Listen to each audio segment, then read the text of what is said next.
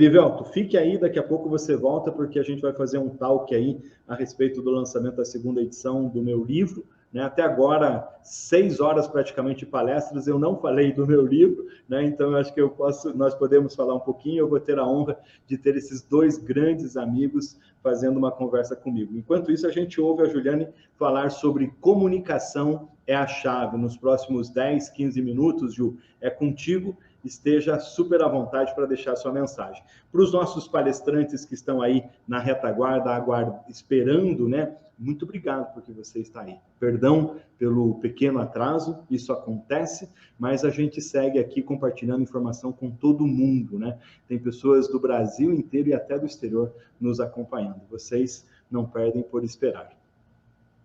Ju. Nascimento, você disse que não falou a respeito do seu livro ainda, mas eu digo que o evento já fala por esse livro. Então, imagine o que vem por aí. Muito obrigado, eu quero agradecer, Nascimento, especialmente a oportunidade de estar aqui, participando desse mega evento, dessa super live, a oportunidade de compartilhar, de estar ouvindo e aprendendo tanto com essa turma, com esse time de feras que você reuniu para esse evento. Como você disse, a gente não vê a hora passar. E eu quero falar um pouquinho agora, então, sobre a boa comunicação, que é a chave capaz de abrir muitas portas. E eu falo a boa comunicação porque uma comunicação que não se processa de modo adequado, uma comunicação equivocada, ela pode ser uma chave que fecha portas. Então, vamos aprender a lidar com a boa comunicação. Eu sempre fui uma pessoa muito comunicativa, falante, sempre gostei de estar num grupo de pessoas e ter uma voz ativa naquele grupo. Gostava de falar, de ser ouvida desde pequena. Não necessariamente eu sempre fui considerada uma boa comunicadora.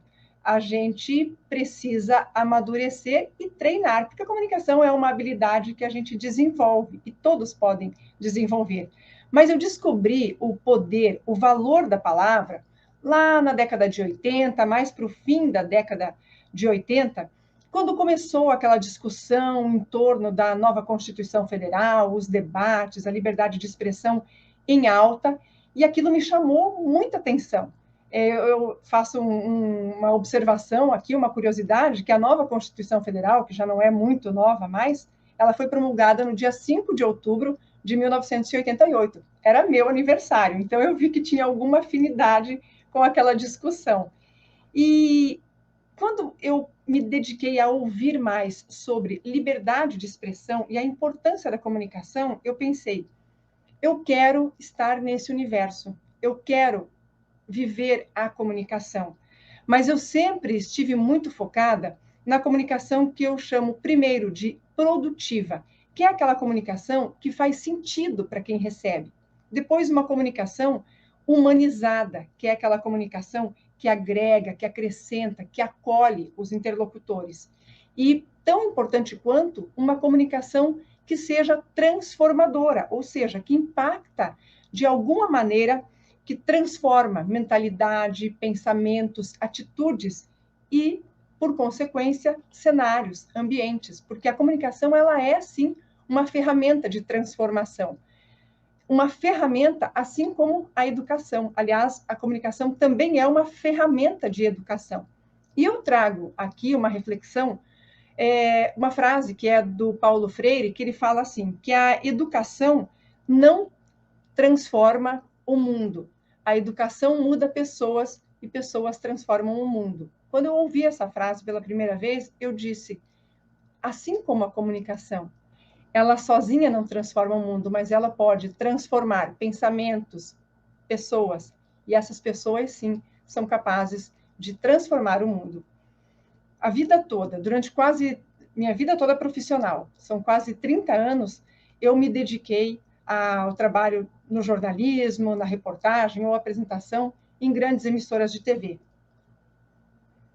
E eu sempre tive muito claro para mim que a comunicação é uma aliada da educação e da transformação social. Então, nesses quase 30 anos, eu digo que eu visitei quase todos os ambientes, todo tipo de ambiente que vocês possam imaginar, e conheci todo tipo de gente. Nesse período, eu fiz algumas contas, algum tempo atrás, e eu calculo que eu tenha entrevistado perto de 50 mil pessoas. Então, eu conheci muita gente, e dos mais diversos perfis. E foi nesse convívio, em contato com tanta gente, que eu observei que 8 em cada 10 pessoas que eu entrevistava, com quem eu conversava, essas 8 pessoas tinham algum problema, alguma dificuldade para se comunicar. Elas travavam no momento de falar. E, às vezes, elas tinham uma fala, uma informação que era muito importante. Claro, para a minha reportagem, mas especialmente para o contexto, para o tema que seria abordado. E aí eu digo que eu sentia na pele porque eu precisava me desdobrar para conseguir uma boa entrevista, para que aquela pessoa tão importante para aquele contexto pudesse se expressar e falar daquilo que ela conhecia. Eu digo que eu vivi essa situação em 2 universos, essa dificuldade da comunicação, que as pessoas têm com a comunicação, em 2 universos. No meio social, nesse convívio com pessoas que ocupam os mais diversos espaços e que em algum momento elas travam e não conseguem falar, e que me incomodava. Por que as pessoas travam? Por que essa dificuldade? De onde vem essa dor? Se a comunicação é uma ferramenta de sobrevivência, porque eu acredito que ela é tão importante para o ser humano quanto o ar que ele respira, desde o primeiro instante de vida, a gente aprende a se comunicar na marra, porque se o bebê tiver alguma dificuldade, ele vai chorar, o nosso choro é a nossa primeira linguagem. Então, se a gente aprende desde o primeiro instante de vida, por que quando adultos nós temos dificuldade para falar, para expressar um sentimento? E a outra situação, outro universo que tanto me incomodava era o universo corporativo. O quanto muitas das empresas e dos gestores se comunicam mal, se comunicam muito mal com suas equipes, se comunicam muito mal com os seus times. E essa comunicação, ela acaba sendo um problema sério nas organizações e nas instituições, em empresas, escolas, na igreja e também no ambiente familiar, nos grupos de amigos. No ano passado, quando eu deixei o jornalismo, eu decidi que eu ia me dedicar ainda à comunicação, mas olhando com carinho para algo que queimava no meu coração, que é ajudar as pessoas a se comunicarem melhor. Porque quando elas dominam essa ferramenta, elas se transformam, elas transformam as suas vidas. Então, falar sobre a comunicação, trabalhar com a comunicação na vida pessoal ou na vida profissional, virou uma missão, um propósito na minha vida. Dedicar horas para estudar, para conhecer mais sobre isso, e a partir disso, saber que eu poderia, sim, ajudar outras pessoas. Mas aí eu encarei um desafio enorme, porque durante toda a minha trajetória, eu nunca havia me visto como empreendedora. E como eu já tinha contado histórias, como a do Salomão, que o Erivelto trouxe aqui, a história do carrinho do cachorro-quente, tantas histórias que a gente vê ou lê no mundo 6.0, e eu era uma admiradora dessa coragem, desse impulso que muitas pessoas têm para levar adiante um sonho. Ainda que, trabalhando, eu soubesse que eu tinha um espírito empreendedor, desenvolvia ideias, transformava ideias em projetos, projetos em reportagens, séries de reportagens e outras coberturas, você dizer que você vai se tornar um empreendedor exige uma dose de coragem e muito conhecimento. Mas eu falei, eu vou abraçar essa causa, porque eu tenho algumas paixões que podem me ajudar a viver nesse propósito. E quais são essas paixões? A palavra, a voz, a comunicação e o ser humano. Então, eu digo que hoje eu me dedico a essas paixões. A palavra, a voz, a comunicação e o ser humano. Uma pesquisa muito recente do LinkedIn, já agora durante a pandemia, apontou que as empresas estão valorizando sobremaneira algumas competências comportamentais. Não por acaso, a comunicação é a mais citada quando se fala nas soft skills, nas competências comportamentais que as empresas tanto vêm buscando. Mas assim como a comunicação, também fala-se muito na capacidade de liderança, e o Zé Manuel Barbosa falou muito sobre isso. Quanto é importante termos senso de liderança para seguirmos em determinados projetos. Mas qual é a principal ferramenta de um líder? É a comunicação. Também outra habilidade muito citada pelas empresas, nessa pesquisa do LinkedIn, é o aprendizado online.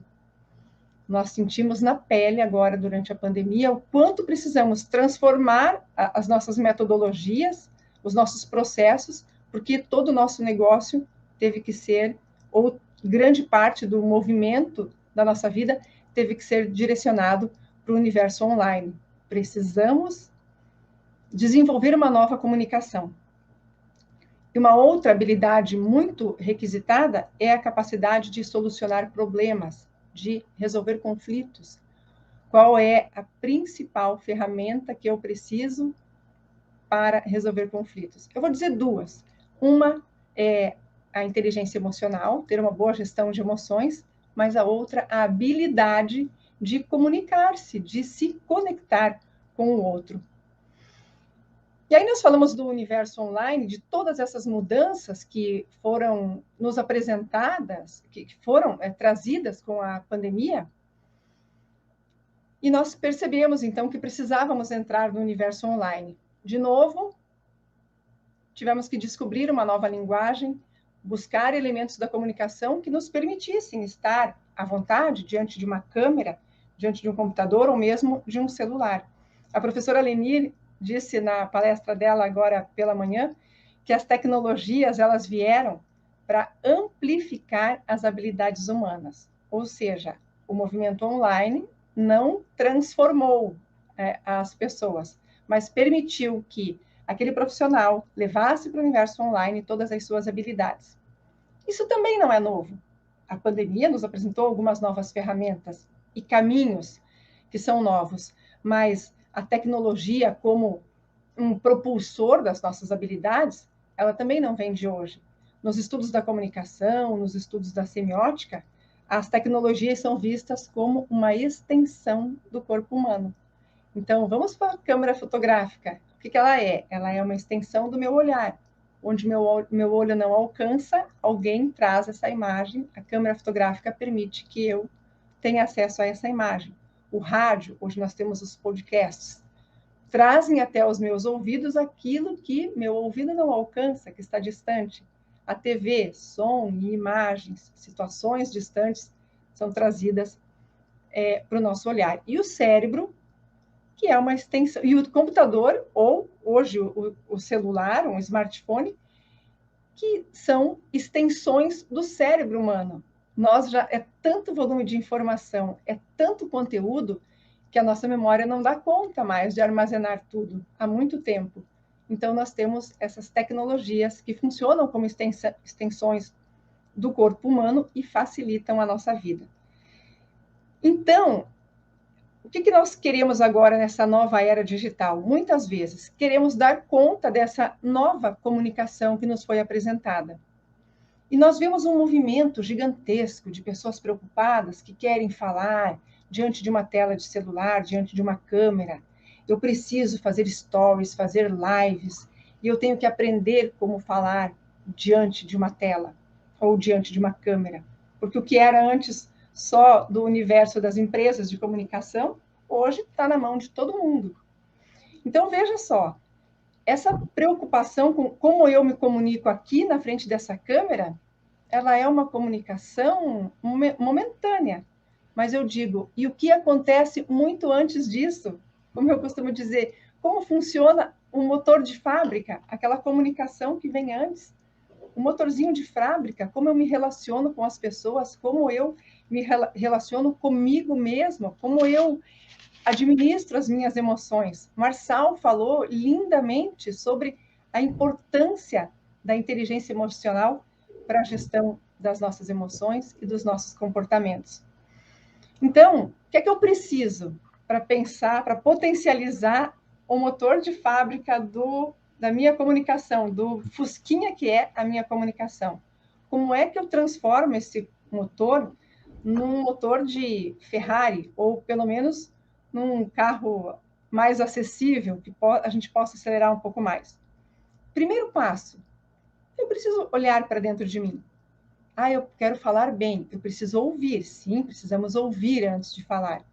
Mas precisamos também olhar para dentro de nós mesmos, saber quem nós somos, como é que nós nos comportamos, qual é a minha ética, qual é o meu caráter. Nós ouvimos tanto hoje falar sobre isso. Segundo, quais são os princípios de educação que eu recebi, que eu preservo e propago? Como é o meu trato com as outras pessoas? Qual é a noção que eu tenho do chamado giver's gain, o que eu dou para depois receber? O que é que eu tenho para oferecer para meus pares, para o meu time, para os meus líderes ou para os meus liderados, para os meus amigos também? O que eu ofereço antes de querer receber algo em troca? E terceiro é aquele aspecto da gestão das emoções. Como eu me comporto, como eu reajo diante de determinadas situações. Porque, gente, são as emoções que dão o tom da nossa comunicação. Eu posso dominar um assunto, mas se acontecer algo inesperado, agora o amigo agora há pouco falou sobre a importância de nós trabalharmos o improviso. Mas o que é o improviso, se não lidar com o inesperado, tendo que administrar a emoção, porque provavelmente eu leve um susto, eu fique surpreso, eu me estresse, eu me surpreenda e fique eufórico demais. Para não me perder na comunicação, se tudo vai bem até ali, eu ainda preciso dar conta das minhas emoções para conduzir de maneira adequada. Então, empresas, no meu entendimento, empreendedores, profissionais que não tiverem esse olhar para a comunicação, essa habilidade, essa soft skill, essa que é uma das habilidades das soft skills tão procuradas pelas organizações, se não for dado o devido valor, a devida importância para isso, as empresas não terão os resultados tão desejados. Se elas quiserem resultados, profissionais, empresas, empreendedores terão que olhar, primeiro, para dentro de si. Ouvir, sim, o que o outro tem a nos dizer, mas ouvir, sobretudo, aquilo que nós falamos. Como eu falo, qual é o impacto disso que eu falo, das minhas palavras, da maneira como eu me expresso, como isso chega até o outro. Eu já ouvi tanta gente falar coisas incríveis aqui, eu não lembro quem foi que falou sobre peça para que outro fale sobre você, eu acho que foi o próprio Marçal. Como os outros nos veem, esse feedback que a gente pode buscar com as pessoas mais próximas, mas que seja verdadeiro, que me traga um crescimento. Como você me vê? O que eu represento para você? O que eu contribuo? E onde eu posso melhorar? Então, eu gostaria de encerrar essa fala e essa reflexão sobre comunicação, trazendo essa habilidade como uma ferramenta indispensável para a sobrevivência dos nossos negócios, dos nossos projetos, da nossa vida. Mas que, se você sonha em empreender, lições que eu aprendi e que hoje eu vi aqui, que está no propósito desse movimento de hoje. Se você sonha em empreender, nós todos precisamos melhorar a nossa performance, melhorar as nossas competências de gestão e nós precisamos olhar para a nossa comunicação, para o modo como nós nos relacionamos, nos expressamos e como somos vistos e ouvidos pelo outro. Talvez assim nós possamos alcançar, com esse olhar, com essa reflexão. Talvez a gente consiga ver algo que possa nos ajudar e nos fazer crescer. Nascimento, muito obrigada por essa oportunidade de falar sobre algo que eu sou tão apaixonada. Ô Ju, sabe o que eu estava pensando agora, né? A nossa jornada aqui já chegou a 6 horas e 9 minutos de lives ininterruptas, né? De conversas, de talks super importantes de aprendizado.